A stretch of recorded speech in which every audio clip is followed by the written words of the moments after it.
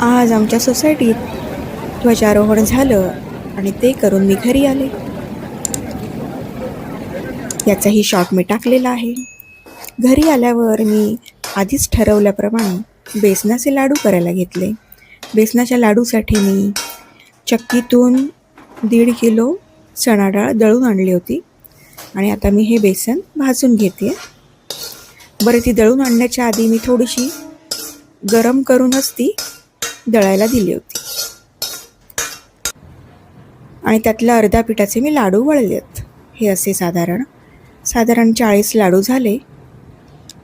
सणासुदीचे दिवस पण आहेत, मग नैवेद्याला काय दाखवायचं, म्हणून आज मी बेसनाचे लाडू केलेत.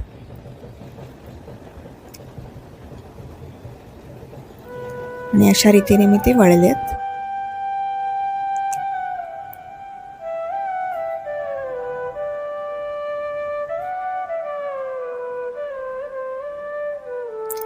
आणि आता रात्री 12 वाजताचा हा शूट केलेला व्हिडिओ आहे. 12 वाजता आपली जन्माष्टमी आपण साजरी करतोय. इथे मी द्वारकाधीशाचं टेम्पल ठेवलं आहे. छोटंसं मिनिएचर आणलं होतं द्वारकाधीशला गेलेलो तेव्हा.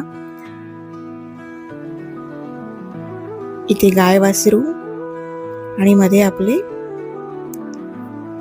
बाळकृष्णांचं पाळणा ठेवला आहे आणि बाळकृष्ण ठेवले आहेत. इथे श्रीमद भगवद्गीतेचा 10वा अध्यायाचं पठण केल्यानंतर साधारण 12 वाजता मी पाळणा हलवला.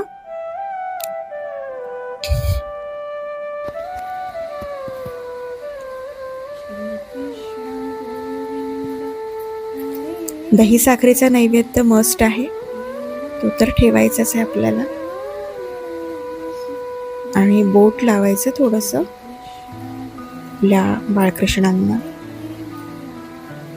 दही साखरेचं.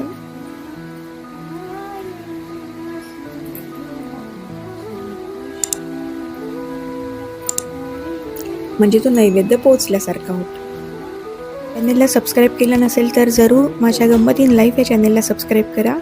Thanks for watching. Bye for now. Good night.